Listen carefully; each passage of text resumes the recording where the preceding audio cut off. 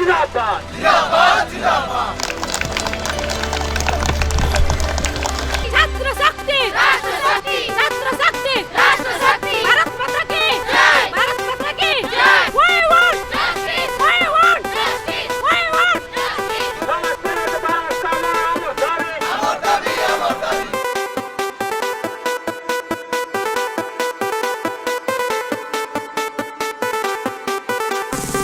समस्त भारत की अमर दाबी अमर दाबी समस्त भारत की अमर दाबी अमर दाबी हस्ताइला देव खलेश मान जिंदाबाद जिंदाबाद हस्ताइला देव खलेश मान जिंदाबाद जिंदाबाद ଆପଣ ଯେଉଁ ଯାଇଥିଲେ ସେଠି କ'ଣ କଥା ହେଲା? ଆମେ 5 ଜଣ ପ୍ରତିନିଧି ଯାଇଥିଲୁ। ଏସ୍ଆର୍ସି ନଥିଲେ, ଏସ୍ଆର୍ସିଙ୍କ ଅନୁପସ୍ଥିତିରେ ତାଙ୍କ ଅଫିସରେ ଜଣେ କାମକୁ ଆମେ ଦେଲୁ ପଦାଧିକାରୀକୁ। ସେ କହିଲେ ଯେ ଆମେ ଥରେ ଏଟାକୁ ପଠାଇଥିଲୁ ଫାଇନାନ୍ସକୁ, ଫାଇନାନ୍ସ ଫେରାଇ ଦେଇଛି, ଆପଣ ଆସନ୍ତୁ ଏସ୍ଆର୍ସି ସହିତ ଆଲୋଚନା କରନ୍ତୁ ଏବଂ ଭାବୁଛୁ ଆପଣଙ୍କ ଦାବିଗୁଡ଼ିକ ଅତ୍ୟନ୍ତ ଭିତ୍ତିକ ଦାବି ଆଉ ଆମେ ଆଉ ଥରେ ପୁଣି ଏଇଟାକୁ ଫାଇନାନ୍ସକୁ ରେକମେଣ୍ଡ କରିବୁ। ନମ୍ବର 1 ନମ୍ବର 2 ଆମେ କହିଲୁ ଯେ ଆମେ ଚାକିରି କଲୁ 18 ବର୍ଷ 20 ବର୍ଷ, ପ୍ରତିବର୍ଷ କାହିଁକି ଆମେ ପହଁରିବୁ, ପ୍ରତିବର୍ଷ କାହିଁକି ଆମ ସାର୍ଟିଫିକେଟ୍ ଯାଞ୍ଚ ହେବ, ଆପଣ ଗୋଟିଏ ଥର ଯାଞ୍ଚ କରିଦିଅନ୍ତୁ। ନା ନାଇଁ ଏଇଟା ଭଲ ପ୍ରସ୍ତାବ, ଆମେ ଗୋଟିଏ ଥର ଯାଞ୍ଚ କରି ସବୁଦିନ ପାଇଁ ଆପଣଙ୍କର ଯେଉଁମାନେ ରେଗୁଲାର କର୍ମଚାରୀ ଅଛନ୍ତି ପୁରୁଣା କର୍ମଚାରୀ ତାଙ୍କୁ ଆମେ ଆପଏଣ୍ଟମେଣ୍ଟ ଦେବୁ। ୟା ପରେ ଆମେ ମନ୍ତ୍ରୀଙ୍କ ପାଖକୁ ଗଲୁ।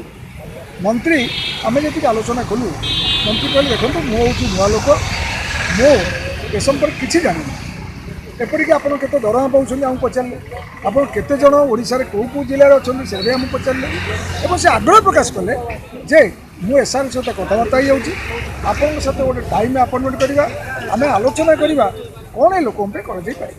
ଆମେ କହିଲୁ ଯେ 2.5 କୋଟି ଟଙ୍କା 2 କୋଟି ଟଙ୍କା 2.5 କୋଟି ଟଙ୍କା ମାତ୍ର ଖର୍ଚ୍ଚ ହେବ। ଦରମା ବର୍ତ୍ତମାନ ଏହି ସମୟରେ ଆମେ ବଢ଼ିବା ପାଇଁ କହୁନୁ, ଆମେ କେବଳ କହୁଛୁ ଯେ 6 ମାସ ପରିବର୍ତ୍ତେ ଆମକୁ 12 ମାସ କରାଯାଉ।